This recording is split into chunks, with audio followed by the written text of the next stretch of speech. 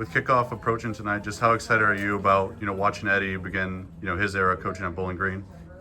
So proud of Eddie George, and he's just, I always call him a Renaissance man. I mean, he was a great athlete, went on and became a great NFL player, gets his master's at the Kellogg School, on Broadway, owns companies, in TV, and then one day he decided, you know what, I want to go back and help kids. And he jumped into coaching, which is not an easy thing to do, did a fabulous job at Tennessee State, and he is so excited to be at Bowling Green. I mean, every time I talk to him, he's just like a kid. And so he knows he's got a lot of work to do, and he can't wait to do it. And I think the community is going to enjoy him, the university is going to enjoy him, and he's going to turn out some good teams. Is there any advice that you've given him, as he's really gotten into coaching or anything like that? I spent a lot of time visiting with him as he was beginning his coaching career, because like any good learner, he had a million questions. That's just the way he was. Well, how about this? How about that? He would call and say, we got this going on, got that going on. And you can see he just got more comfortable, and he got himself a staff that's aligned with his values and with the way he believes you play the game of football. And he's excited about his staff here. The only advice you give anyone is get better every play. It's the first game. The world's not going to end in the first game. If you have a resounding victory, it doesn't mean you've arrived, because you got to get ready to play the rest of the season. And so he'll do a great job, and just proud to be here on this big day for him. Urban is the 5th straight Ohio State head coach to go into the College Football Hall of Fame. Does Ohio State make Hall of Fame coaches, or do Hall of Fame coaches make Ohio State? Ohio State makes Hall of Fame coaches. I mean, at Ohio State, you have so many great opportunities and great kids, and the state loves the game of football, and I don't think it's a coincidence that if you get a chance to coach at Ohio State, you're probably going to have some pretty good success. Now, a guy like Urban Meyer had extraordinary success, not just at Ohio State, but at Utah, at Bowling Green, at Florida, and so he's very deserving of going into the Hall of Fame. And when you're blessed to have coached at Ohio State, there's a good chance you're going to get to that dinner. Of course, you've known Eddie George for a long time.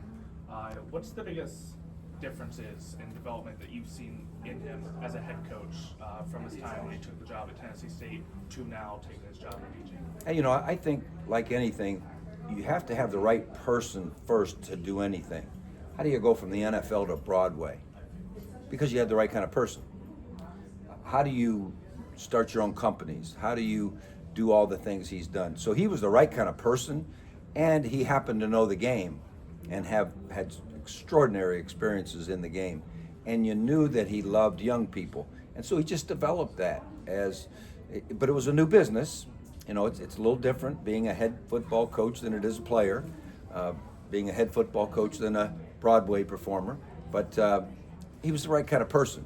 And so experience teaches us all. You can't read and get the understanding of how to do something. You have to go do it.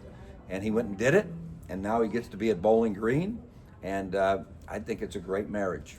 Because of Eddie, does it feel like the profile of Bowling Green is as big as it's ever been, or between him, just action, between all this stuff? It feels like people are talking about Bowling Green more than they ever have. Oh, I think there's no question. Eddie George brings something to the Mid-American Conference and to Bowling Green that is like, woo, wow, Eddie George is at Bowling Green.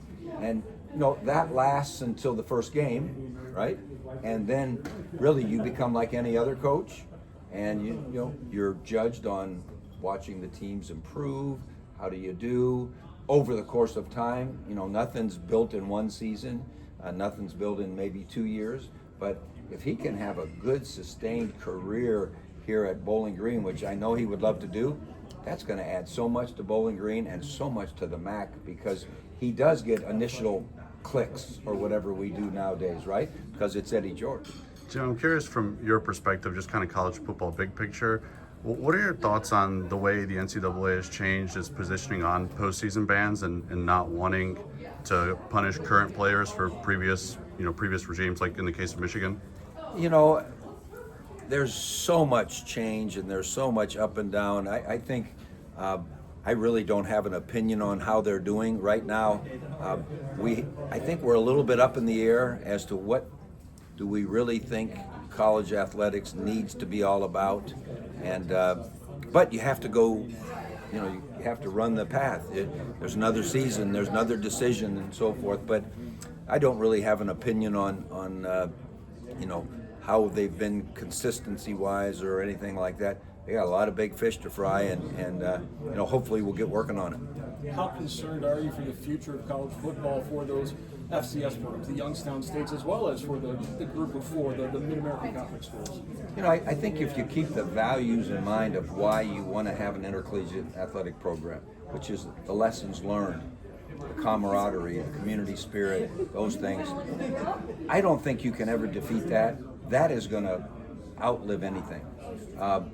How we're going about some things and decisions being made, you know, I'm a little concerned that do we have the right things in mind sometimes, but hopefully we'll get some great people in the room and figure out the best going forward, because as you can see all over the country, intercollegiate athletics, group activity, marching bands, you know, anything that brings people together to work together, to become a part of a team, we need those things in our high schools, we need them in our colleges of all sizes, and we've got to make sure that there isn't a problem in the future for the FCS or the smaller FBS, and we have too much to offer to mess this up. Commissioner talked about, you know, wanting the federal regulations and things like that in place to kind of help with the state of college athletics. Just how much do you see kind of those in the state of Ohio, you know, pushing and trying to get that as well, you know, knowing the influence they have?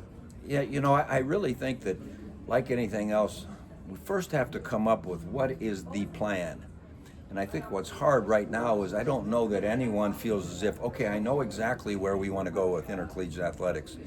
And I'm not sure you'll get some of those federal conversations completed until there's a clarity of, okay, exactly where is this going? Answering all the FAQs, like, well, what about this? And what about that? And how are you going to handle this?